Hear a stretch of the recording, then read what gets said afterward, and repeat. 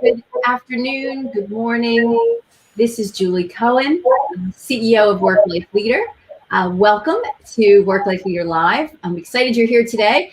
For those of you who are just tuning in, Work Life Leader Live is what I call interesting conversations with really smart people. And I'm really excited about today's conversation, and I'm going to introduce my guest shortly. But before that, I want to let you know about Work Life Leader Live, which I just shared. And we also have some other upcoming types of conversations. We have the Work Life Leader Live book group that will have an episode next week, as well as Work Life Leader Live coaching, which we hopefully will have in the works, where you're going to see me and potentially other coaches coach real people in real time. So with that, I'm really excited to introduce my guest today. Our topic today is called the new face of HR, from compliance to connection. And my guest, my partner in conversation, is Shawn Miller.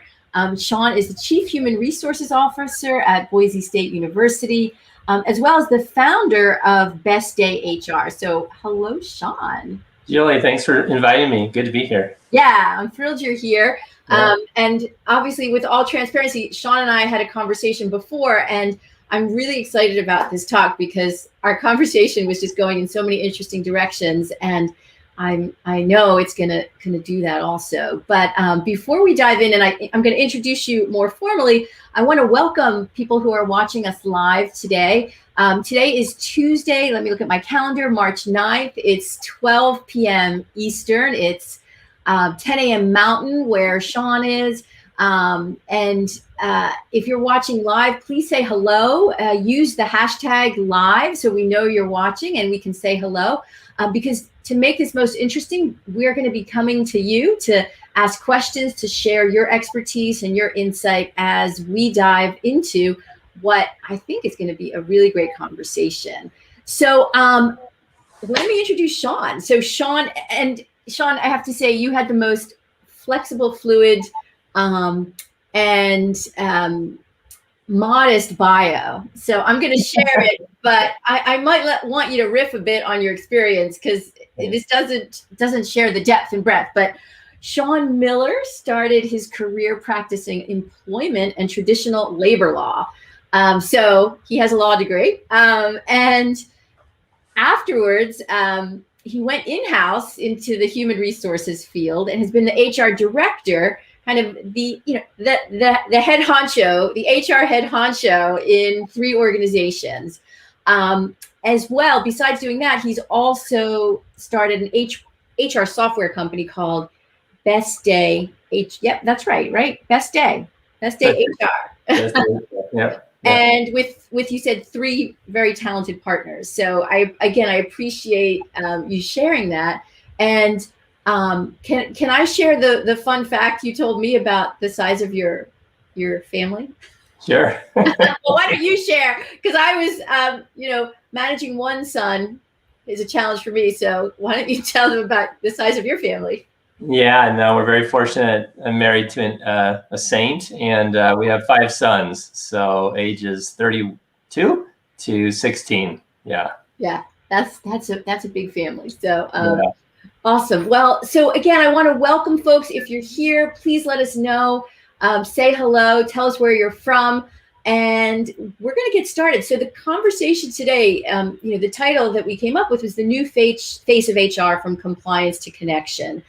And I always like to start these conversations before we really dive into the topic to just share something personal. So Shawn, I wanted to know, can you share a connection from your work that has been really important and meaningful to you?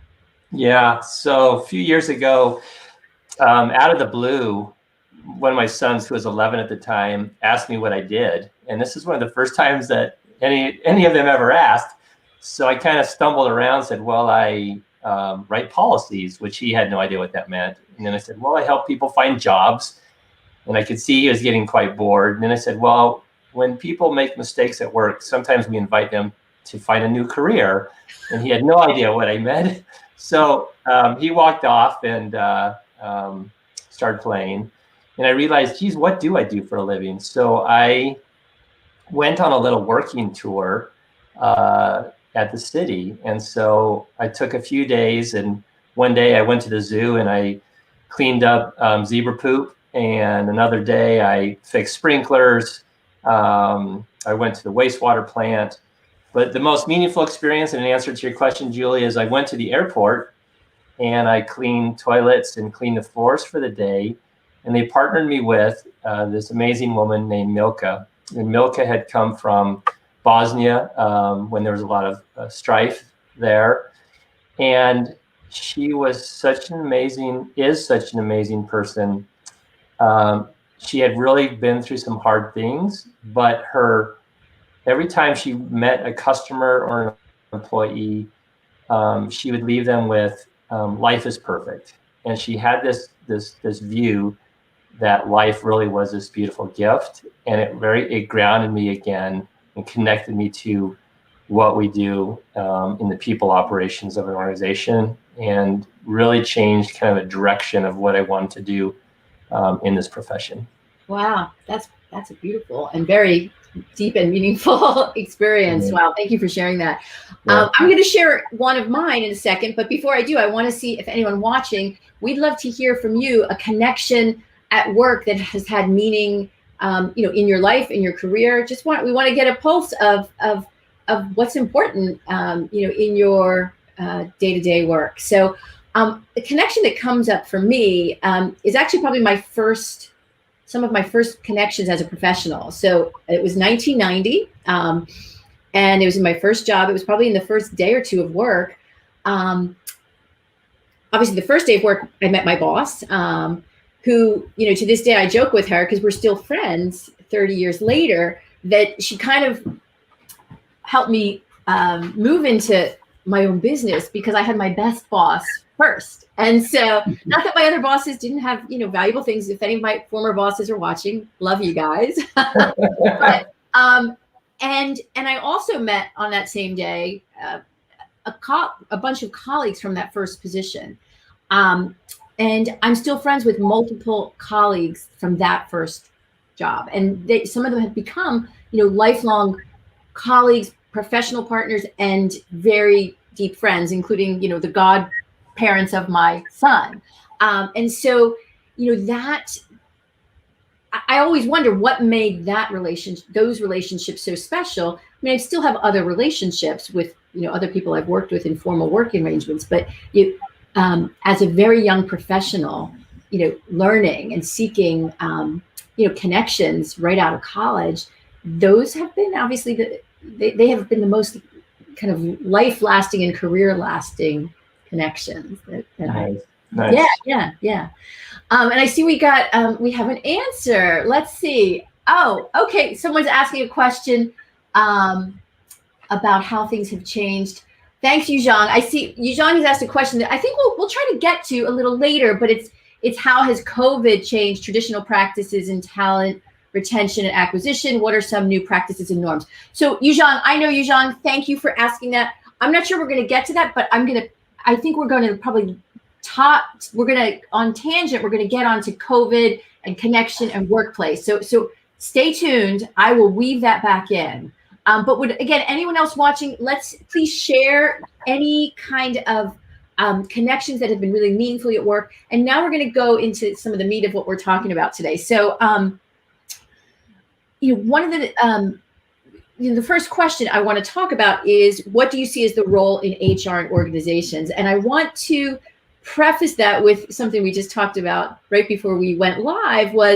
I remember back in the days before HR was called HR, or maybe they were called both, but they used to be called personnel in the really old days. Then, HR is kind of the standard term. And then there are now so many other terms used for, like you just said, people operations. So, based on, I guess I want you to meld those two questions, and they might be two separate questions. So why don't you just start telling us your thoughts? No, it's a great question. And it's kind of been my personal journey. And I think what I'm seeing in the evolution in the profession. So being a labor and employment attorney, human resources really was about risk avoidance. And so you think we have job descriptions. Well, most of our best employees don't really look at the job description. They're just intrinsically motivated to do good. But the job description helps us comply with a reasonable accommodation request under the Americans with Disabilities Act, or we can make sure that we're compliant with the Fair Labor Standards Act. We put people through training for risk avoidance, or we give them a 500-page handbook and they sign off that they've read it and will agree to all the terms. So really, I think good intended, it was risk avoidance. But in some organizations, I believe people have become more of the distraction because they cause liability. And this metamorphosis that's happening, that's really exciting, is I think I don't like the word human resources anymore, because it kind of aligns that a person is some sort of an asset, as opposed to the whole reason we do this. And where it's moving towards now is, I believe the best organizations are trying to create an emotional connection between an employee, their craft, and the organization, and the shared values and the vision of that organization. And so ultimately, in my view, people operations is the R&D department of any organization. It should be pointing the spear, because that's where entrepreneurial vision and ingenuity will come, is from the people that work with you. And if you can nurture that and really give freedom to people to explore the 360-degree person that they are, bring their whole selves to work, organizations can really fly. And those that don't, I think, are going to pay the penalty, especially after COVID, as people are searching to do something with meaning. And organizations who don't get that, they may not go out of business, but definitely they're gonna lose people who are talented. Well, you're speaking my language when you say the whole person comes to work, because that's been kind of my focus for a long time. And I agree. I think, well, I'm seeing what, and I think I shared this with you, when I started talking about, again, back then it was called work-life balance, and now work-life integration and work-life whatever. Talking about terms it pushes certain buttons for me, and so I can kind of go up on tangents there, but I won't, because I don't want to get lost in the words, but like the meaning. And so, but I vividly remember 10 years ago when I would go to companies and say, paying attention to the whole person is really critical, and I was kind of poo-pooed, as we say, and said, okay, you can come to a lunch and learn. I was like, no, this is critical to, business results and leadership development and retaining and developing talent. And so I definitely have seen, in the last 10 years, a significant sway in that. And I agree with you 100% that companies are now going to have to pay attention to this in order to retain and develop their best talent. Because we were just talking about the issue of demographics. There's going to be the available talent at certain levels are going to be really hard to find. So we have a comment or two. I want to bring this in. And so Amelia Smith, thank you for watching us and for your comment.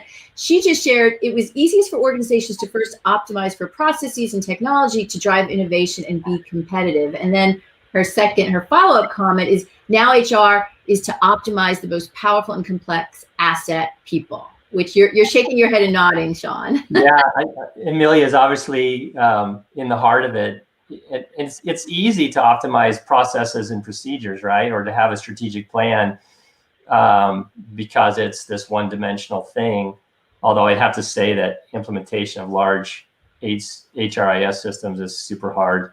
But you're right, the more complex part is the people component. And I love now the discussion around diversity and inclusivity. It's always ironic to me that organizations talk about inclusivity, but then we quickly label people into categories because it's easier to talk about them in that way. And you're right. When people come meet with me and say, I'm interested in HR, what should I do? It used to be, well, consider law or consider, some more tactical type approach. And now what I tell people is pursue an interest in psychology or organizational development, because if you can understand how people work, then you're going to be amazing in this field. And most often people aren't terminated for jobs based on they don't have the technical skills. It's that they don't get along with people. And there's one local organization that I really love, that when the supervisor of an individual who leaves the organization did not know that individual was going to leave the organization, they hold the supervisor accountable, because they're trying to really push the metric of, you need to know and understand, as Amelia said, the most complex gift that you have, which is the people on your team. Yeah. Wow, that's a big deal. Yeah. So kind of building on this, it's interesting. So what is the place for compliance? Because we're talking about moving from compliance to connection. Let's talk a little bit about compliance, and then we want to move to connection. So where's how do you see compliance fitting in this, kind of structure? So it's not going away. We're only going to continue to pass more laws. And again, oftentimes very good intended. I just think we have to reverse it of what's the dog and what's the tail. And so for a lot of my career, I've been part of organizations where compliance and focusing on potentially the 1% of individuals who maybe don't belong in that workplace anymore, that's where we focus all our attention. So that 500-page literally handbook that I helped write in my previous organization was probably only read by me, the other person who helped write it, and the employee who wants to sue us, right? So flipping the model of, well, let's focus really on the 99% or the 90 or whatever high percentage it is of people who intrinsically want to do good, who want to feel valued and want to be part of something bigger than themselves. That's, to me, this switch is, you have to respect the regulatory, but it should not be our lead foot, right? It should always be, and an example would be, and maybe we're going to get to this later, is we literally wrote a handbook that was 550 pages long. No one read it. And then, story maybe for another day, stumbled upon this idea of organizational culture about 8 years ago. And the very first thing we did was we had a very talented individual on our team who, ironically, her job was employee relations, and she loved to write. So she wrote a new handbook for us. Yeah, do you have it there? Yeah, can you see that? It's really interesting. Yeah, your handbook. Yeah, so we kept the 550 pages because there's certain legal requirements that you have to have in there, but we decided to leverage what was good about what we did as an organization. And she wrote a handbook that was lovingly called the Mini Monty, right? Because it was just 90 pages long. We celebrated, so the history of Boise, so there's archival pictures in there. So cool. And then kind of made fun of ourselves a little bit. So here's some police officers eating a donut in front of a donut shop, getting a ticket, and then use language that the 90% of the people would like to read. So here's an example. So it's called How to Dress. So it's the dress code, right? And it's typically a dress code says, here's what you have to do and can't do. And so her name is Sarah Martin, by the way. She wrote, How to Dress. One size does not fit all. Positions and duties across departments vary greatly, so a one-size-fits-all dress code doesn't work. However, there are some basic standards everyone is expected to meet. First, clothes are required at all times. Clothes should be clean and stain-free, tear and wrinkle-free, not too baggy, not too snug, and must completely cover everything the people you work with should never see. So it was funny, as we did this, it was really kind of the point of the spear on our cultural movement at the city. And I had people come up to me later and said that when they saw these handbooks on tables who were not employees, they actually stole them to take back to their workplaces. And we got the inspiration from a gaming company called Valve. And if you ever look them up, they have a very cool Oh, and yeah. on the internet. Yeah. I'll put a link to them.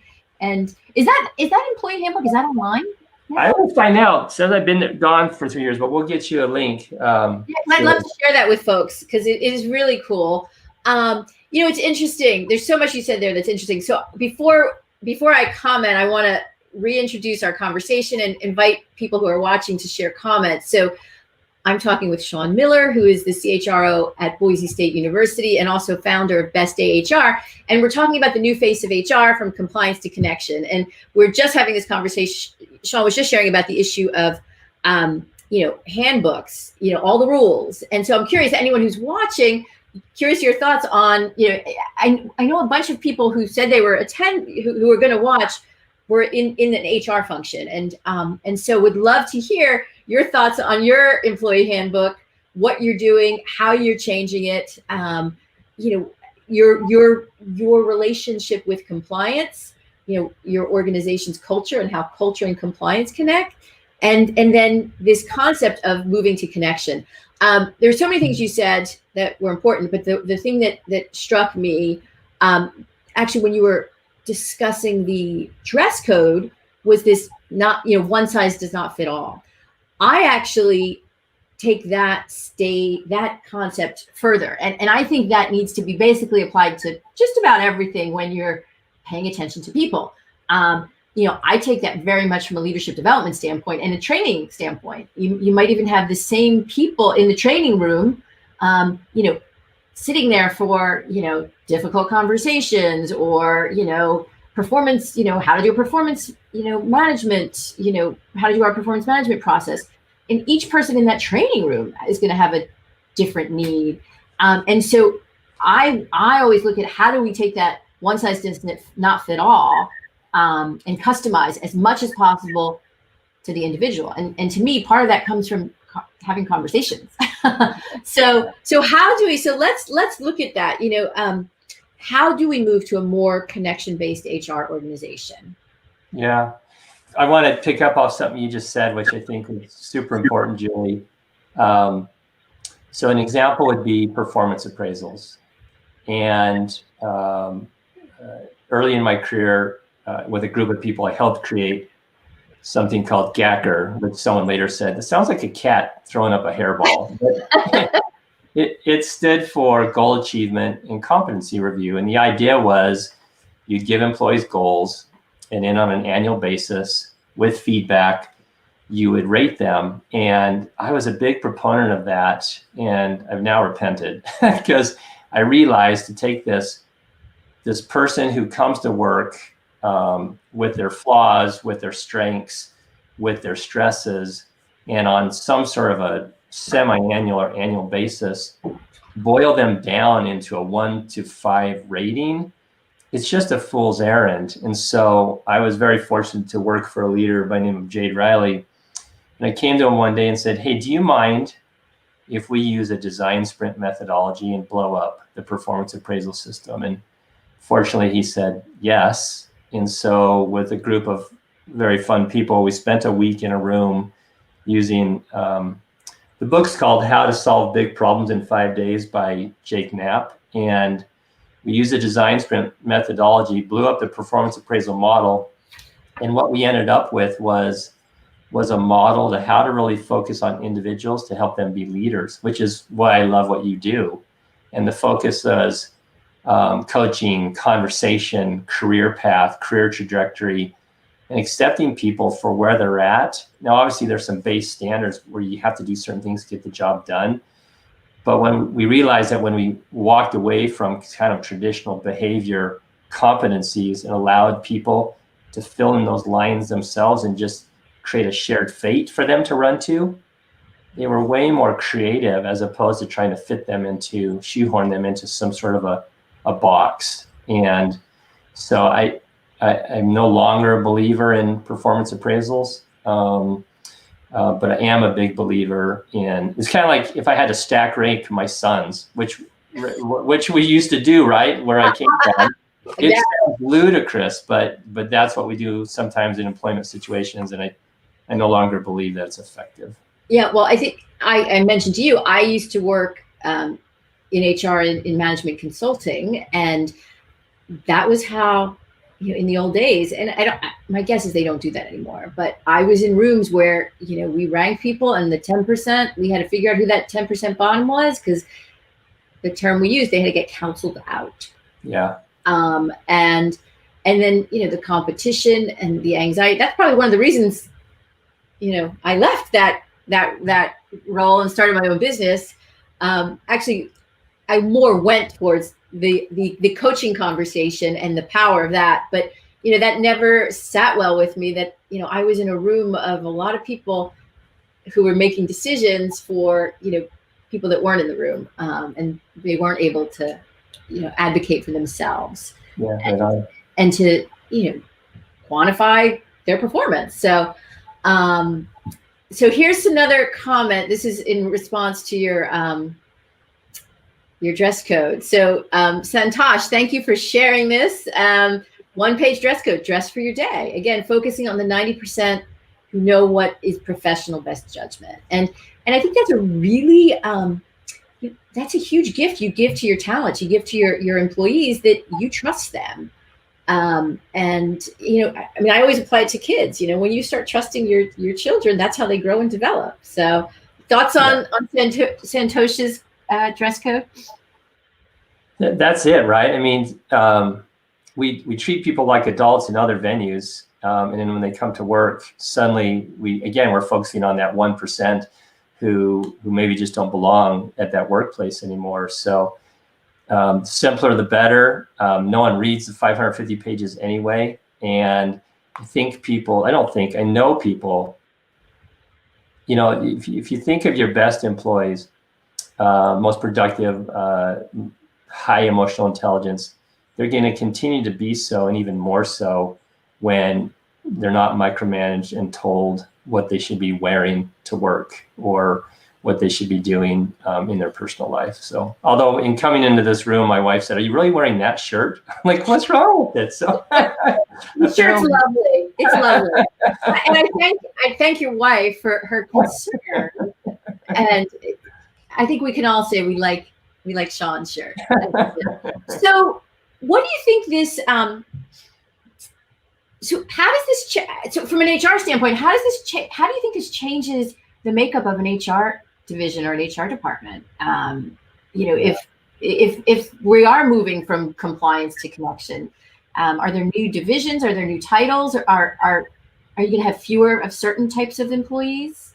Yeah, no, a very thought-provoking question, and I don't know if I have the right answer, but I have my thoughts on it. So, my father worked for the same organization for 36 years. I've now worked at 4 or 5, and the average tenure of my generation is about 10 years in an organization. I saw the other day, prior to COVID, the annual tenure of 25 to 34-year-olds was 2.8 years.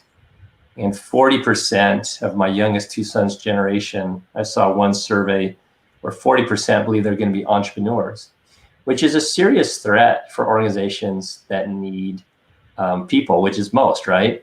So HR, people operations, I think, and it sounds like your viewers today are part of this crew, they need to change the perspective to create an experience for employees. So we go home in the evenings, we pick up our phone, and if I want to order a blue hat, I go online to my favorite company, and I put in a blue hat and size, and it comes to me in 2 days.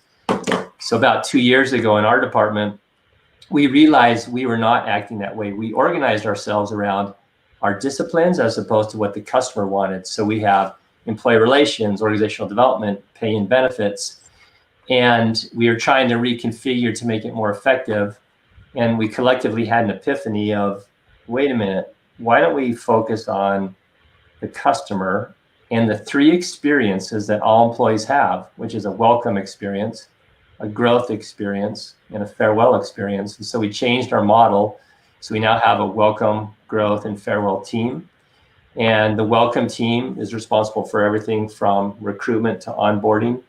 But they're totally, it's vertically integrated, so to speak, in that everyone on that team can handle any aspect of the welcome experience. And it's pretty sequential. When you get into growth, it's not necessarily sequential because you have workforce planning, performance management, you have career pathing, you have career services. And so we have 3 leaders in that growth team with some specific responsibilities, but they all talk to make sure that people have a good growth experience. There's a favorite quote of mine. I think Marcus Buckingham said, "People join organizations and they quit supervisors."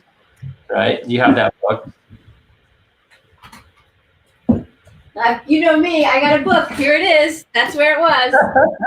Right on. Right. That's you are kindred spirit. Well, that's the wisest, to me, that's why we need to develop high functioning, highly emotionally intelligent people who can connect with their direct reports. Yep, and give them an experience. So you direct answer. Sorry, my answer was long and windy. No, your answer is really powerful. So finish that, and then I want to go back and ask some folks watching their thoughts on that. So the idea is we are emotional beings, in the sense of we love the new car smell, or every holiday there's a certain movie that we watch, or there's a food when we're feeling down that we like to eat. We like to have experiences, and it's no different than with something that we spend more time with as an adult than anything else, which is our work. And so this idea of how do you create an experience for people in the workplace, I think is probably always should have been, but certainly is a focus of what we're trying to do. And gathering by the comments that you've received so far, I get the sense that that's what these folks are doing too, which I applaud them and would love to learn from them too. Yeah, so I want to commend. So I love this model. So you said it's welcome, growth, and farewell. Mm-hmm. So what's the farewell team do? So the farewell exit interviews, I assume, of some sort. Yeah, there's exit interviews, but more so is how do you plan for your farewell? So we've done 2 things. One is we have a person now designated to do career services who does retirement planning. So they meet with you to help create a plan, whether you're 1, 2, or 5 years out, of how are you going to transition away from something that you've maybe done for 20, 30, 40 years. The second thing we're starting to look at is how do we use data to really push information to you that's needed. So when you turn a certain age, you can now contribute more to 401k, or we learned that you had a baby, or we learned that you had a death. So rather than be reactive, use that data in a very healthy way to help people prepare for these transitions in their life. And then when there is a time when someone is asked to leave the organization, we try to, knowing that could be that person's worst day of their career, we really focus on how do we do that in such a way that you preserve, who they are as a human being, and as opposed to kind of a naked, cold letter that they get by email or something. Yeah. So it sounds like you're sustaining someone's dignity throughout the whole process. Yeah. And, so hearing that farewell function, which, I don't think a lot of organizations right now think about that. It's often very reactive as opposed to, the proactive way you're looking at it.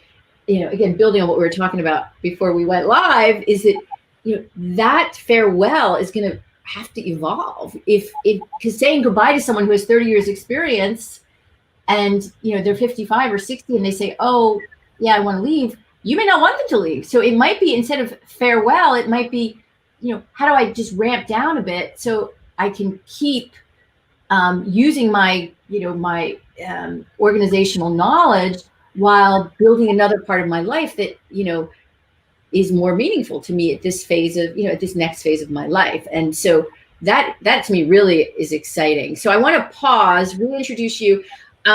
Shawn, we're talking to Shawn Miller. Let's get your name up here. Who's the CHRO at Boise State University and founder of Best Day HR. And he's talking about some pretty revolutionary ways of looking at HR. There are some organizations who do this. And yet your language and your process is really simple but profound. So thank you for sharing that. I'd love to hear, if you're watching us, please share. And I know there's some folks in HR who are watching. or people operations or employee experience, whatever your preferred title is. We'd love to get your thoughts. What are you doing to create more connections for your talent at your organization? And if you're not in HR and you're just not just, but you are the reason organizations exist. You are an employee, a contributor to your organization. What kind of connection are you looking for at work? What's relevant? What's meaningful to you? What keeps you at your organization? We'd love to hear comments as we continue our discussion. I had another question that I was just really curious about, because even I always stumble on this, because every organization has their own, because I work with lots of different organizations, and now as an external person, I have to often learn the language. Some organizations call their people employees, some call them talent, some call them, all different things, Googlers. So do you have any thoughts on that? And building on that, and this is the other piece I want to bring in, is the issue of titles in general. Are titles going to be a thing of the past? Do we need to revisit titles to something more, either inspirational or aspirational? Thoughts? I did a not good coaching thing. I threw 12 million questions at you at once, but I know you can take it. Yeah. Well, I'm sure there's lots of folks who will disagree with what I say. Titling really is a function mainly of compensation, right? So we have pay grade systems, and the way we title is in one way so we can distinguish how we pay people. If you look up any of the emails from our department, I now just put my title as colleague, because sometimes it rubs me a bit raw when people conflate title with wisdom and power. And I have received some of the most important counsel I've ever received from employees in our department, colleagues in our department who are 2 years out of college. They have a different perspective that's very helpful for me to follow and to take counsel from them, in addition to the people who've been there for 35 years. So frankly, in our department, we don't use title. We refer to each other as colleagues, and one of the quickest way, we're trying to create what's called a repulsive culture. Again, it's a Marcus Buckingham concept that strong enough to attract those that want to live the value, and our value and mission is centered around employee engagement, and strong enough to repel those who don't. And typically those who are repelled are those who are really focused on regulatory approaches to the human experience, which we don't think is too successful. So we'll see. At Best HR, we don't have titles. I think large organizations, there's probably some need to do that. But beyond title, it's probably really the attitudes that go along with a title that are probably the death knell to an experience. There's a body of research I know you're familiar with, Julie, called Creating Psychological Safety. It came out of higher ed research, and it was kind of embodied at Google. This idea, though, that you as a group can create psychological safety for each other, and those are the healthiest groups. And I think once you start relying on title and an attitude around title, it will kind of pierce that opportunity to create an inclusive, welcoming environment, or could. Yeah. Well, here Amelia is affirming what we're talking about. Thanks, Amelia, for this great comment. So as workforces become more agile, things like job titles, job descriptions, even rigid competency models will become quickly out of date and perpetually inaccurate. So therefore, I think it's required that HR professionals, or whatever that you will be called in the future, always need to be kind of a step ahead, be aware of what's happening, and be able to respond as opposed to react, which is always a big distinction I like to play with. So what does creativity in people operations and HR look like? Or what are the foundational values? I mean, building on what Amelia talks about here, there's this issue of agility. I mean, to me, I use the word adaptability, flexibility. I think they all mean the same thing. But But I'm curious, in your role as CHRO, what does that actually look like day to day, or what do you desire it to look like? Yeah. First of all, I'm not sure where Amelia works, but I think I'd like to work with her because I love her thoughts.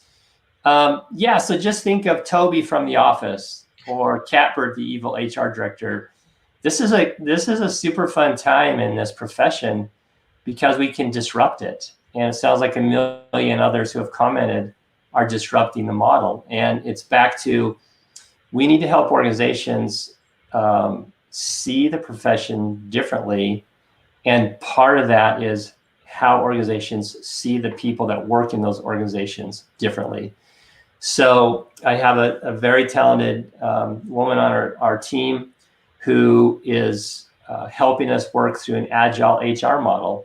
So instead of a large strategic plan and a year-long work plan, we meet daily and we look at a Trello Kanban board and look at the work that we're going to do in the next 6 months. And so I think as organizations see results that come out of the people operations, then that will then lead people to start seeing it as a creative body. And if all they ever see you talking about is bloodborne pathogen training or open enrollment, then they're going to continue to see you in that role. Whereas if they see you as more of a coach or a mentor and that you're pushing the extremes as far as how we treat people. And I think there's a great opportunity right now with the efforts around diversity and inclusivity and equity. I think organizations, and many have, but many haven't, start seeing this field as a vital partner to be a successful business. So. Wow. I think we could have a whole conversation. What you just said there, something that gave me goosebumps, was that issue of going from a strategic plan to really looking at what's happening.